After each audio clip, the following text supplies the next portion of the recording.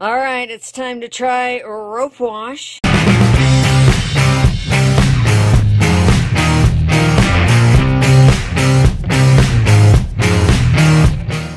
Clean rope is a safer rope, and at this point I would tend to agree.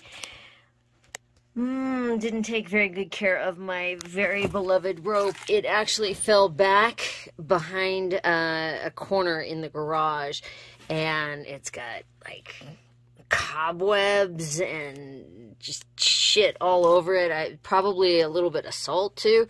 Would I trust this rope after I wash it? Whew. Let's see what happens. Reading the instructions. It's Wicked Good Rope Wash by Sterling Rope. It gives old rope new life. Well, we certainly hope so. I have bugs and everything crawling on this. Yikes. Where'd it go? There it is. There it is. Whoa.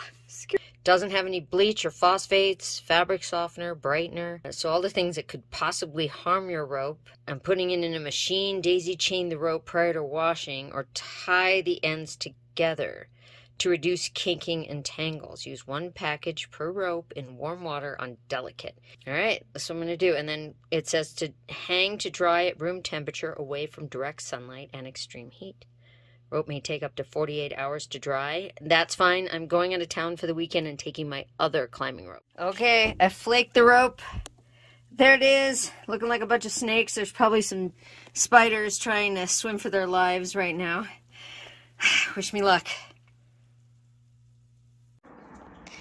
And here it is. My rope is all dry. It's clean. It does have, if you can see this in the video, it does have some dog hair on it, but that's inevitable. I have a dog and a cat. Anything near my house, my car, my seats, and it will have pet hair on it. But yeah, rope looks pretty good. It's not the color that it used to be. But at least it doesn't have salt on it. It feels super sturdy. There's no mushy points. I feel pretty good about going out and climbing on my rope.